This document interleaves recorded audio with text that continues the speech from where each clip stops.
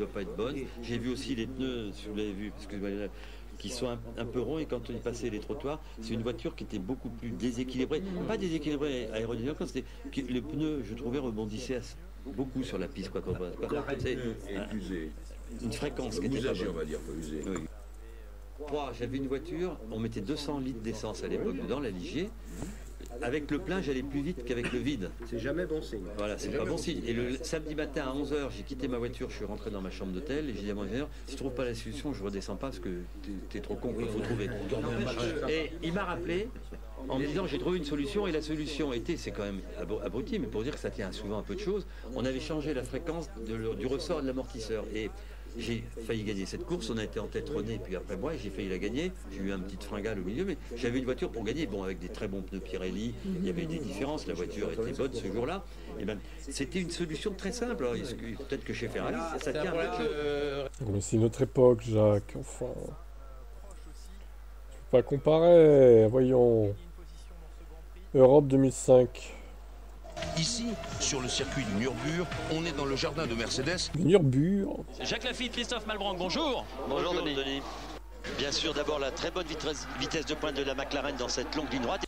Devancé Heidfeld au premier freinage. Et oui, c'est vrai, il est fortement loin. Peut-être un peu d'émotion aussi pour le petit. Quand on a un coéquipier de la trempe, il ne s'attendait pas à ça, d'avoir ce petit gars là, de Glabal, comme on le disait tout à l'heure. Oui, mais c'est pas fini pour tous le Grand Prix long, 59 tours, puisqu'il y a eu ce mauvais départ. On a refait un tour au ralenti. Oui, c'est bien. Et en tout cas, le soleil est en train de modifier un peu peut-être la performance des données, la performance des voitures. Je vois que Barrichello tourne en 32,1, que Raikkonen et Alonso sont en 31,8. Ça, c'est une bonne nouvelle. C'est une bonne nouvelle. La température, ça change beaucoup. 43, ça monte.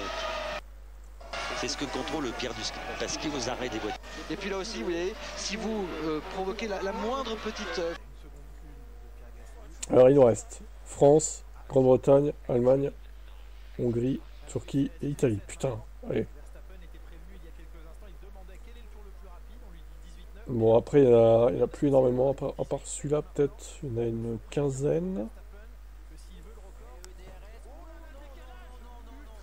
Non. Il y a un peu d'émotion avec 22 ans que Renault attend ça ici, une victoire au Grand Prix de France. C'est particulier, vous la sentez, cette pression, cette émotion? Oh, le vent. Oh, le vent. Allez, on va retrouver Alonso maintenant. Une chicane rapide, celle-ci. Celle-ci, le Nürburgring, très très rapide, très impressionnante. Et puis aussi ce virage. C'est un virage à 160 degrés.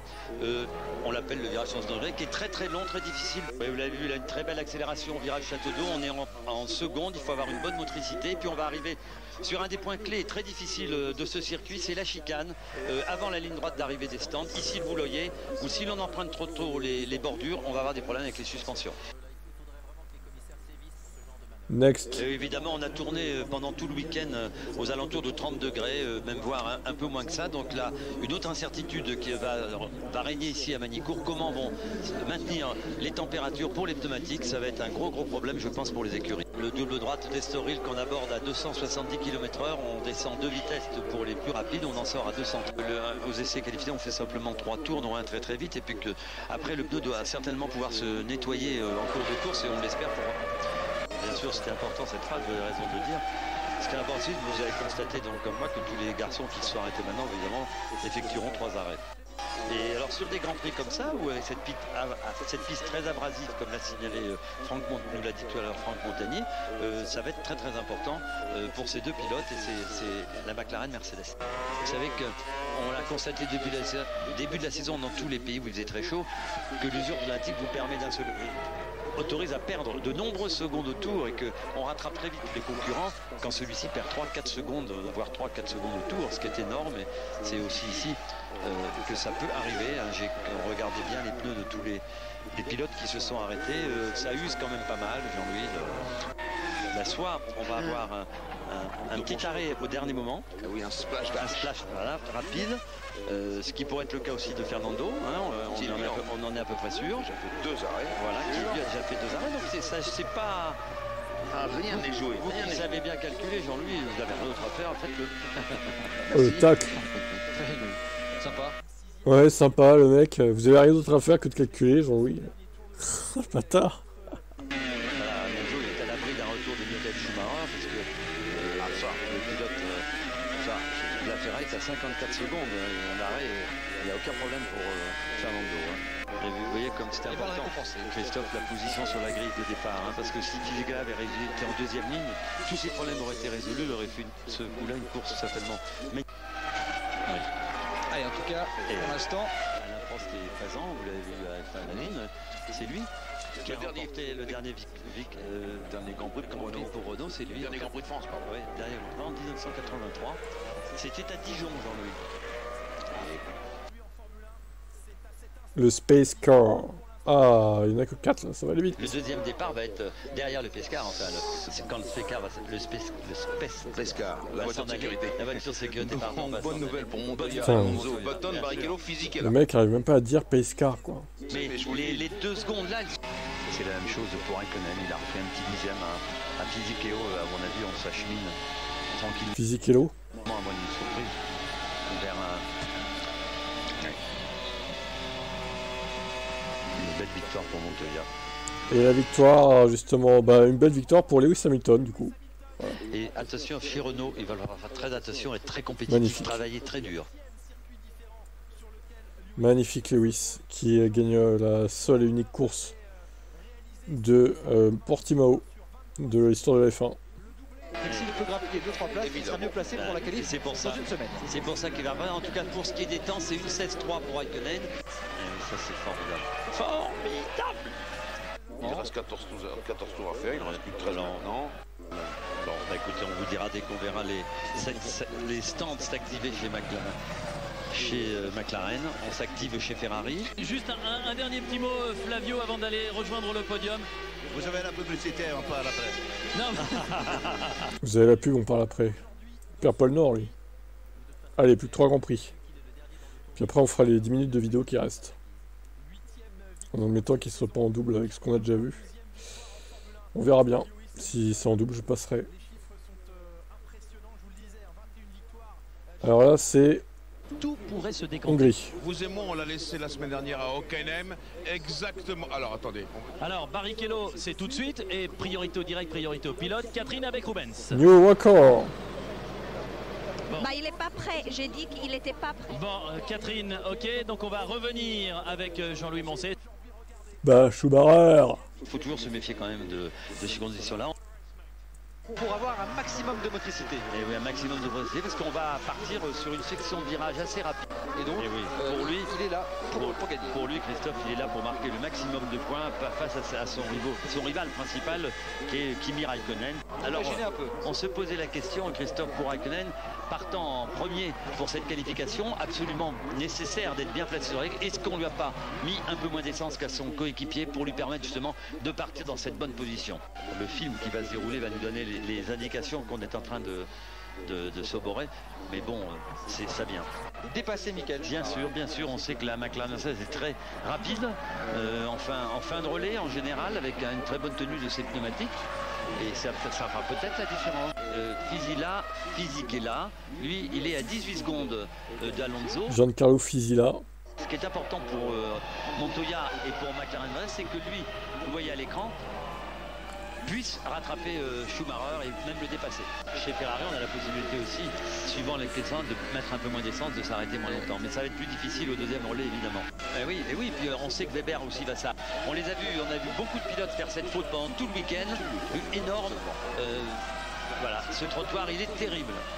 Alors là aussi, 43 tours parcourus, il fait 34 degrés à l'air, 47 sur la pluie, il fait très très chaud ici, très peu, une humidité plus importante qu'elle ne l'a jamais été, 42 par rapport aux essais de hier et de vendredi. Donc... Ok.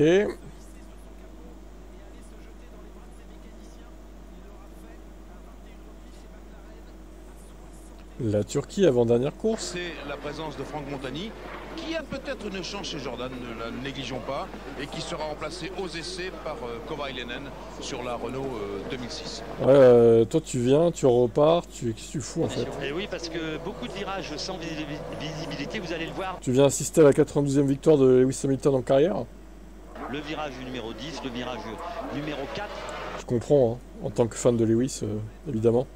Et le Vigneron. Ouais, il était beau son casque. Ah, virage numéro 11, après cette longue ligne droite, on peut, à l'entrée du virage numéro 12, on peut dépasser, il y a pas mal d'espace, beaucoup de manque de visibilité, donc attention, ça peut être très dangereux. Moi qui aime bien la couleur violette, oui, effectivement, là, je trouve que c'est le meilleur casque qu'il ait jamais mis, quoi. Le casque jaune, bon, c'est sûr qu'on le reconnaît de loin, du coup, mais bof. Et puis vous savez, je le dis toujours, on arrive d'une section de virage très rapide, 300 km/h. Ah ouais, en colère. Techniquement, il n'était pas encore titré, là. Le vibreur c'est le seul circuit qui utilise des vibreurs comme ça, c'est complètement... Et en tout cas, on roule en bande hein, dans les écuries. Hein. Raikkonen, Montoya, Montserrat, Trulli. Fisichella viendra les deux meilleurs temps, 26-0-76 contre 26-3 à Raikkonen, 26-0 à Montoya, 26-3 à Alonso. Et on va voir Fisichella arriver dans une petite 21 secondes. On a à peu C'est près ça, la marque un bot vert, ouais. qu'il y avait sur le pneu de la Renault tout à l'heure. Et vous avez vu encore tous ces... Oui, et alors, si Alonso pouvait doubler Montoya, ça serait formidable. Si Alonso pouvait... Ça, le parti pris de Jacques Lafitte, quand même, pro Alonso, pro Renault, oh, tu peux pas faire pire. Hein. Oui, il va pas se laisser faire. Il a un problème avec ses pneus. Il est passé. Il est passé. On se retrouve très vite pour la cérémonie du podium. Ça, c'était balèze. Suivez la Formule 1. Ça, c'était balèze. Il en manque un, c'était... mais ça devait être en 2007 ou 2008. Moncé qui avait dit bien fait pour sa gueule à Heidfeld, à Monaco. Magnifique. C'est dommage qu'il n'ait pas continué au final, le gars. Énorme freinage, 360 km/h que vous venez de le dire. Un énorme freinage. On est à 80 km/h. Il y a un double laissement capital, on y est. Oui, on y est. Un peu moins rapide la McLaren de Raikkonen. Et la preuve en est, il était beaucoup plus vite dans ce secteur qui est facilité par la charge aérodynamique pour ces deux Lesmo, les deux virages les plus dangereux du circuit. Masque Verstappen, pas mal. On parle de peur. Hein, oui, moi j'ai énormément la trouille ici de voir les pilotes à assez haute vitesse, 375 km/h pour la course, avec un circuit où peu de dégagement et une piste très étroite. Mais vous l'avez vu, c'est un circuit rapide où on peut dépasser ici Jacques, et donc on l'attend assez rapidement aux avant-postes. Oui, je crois qu'il dispose d'une bonne machine. C'est pas les plus rapides en ligne droite les McLaren Mercedes, c'est la Renault de Fernando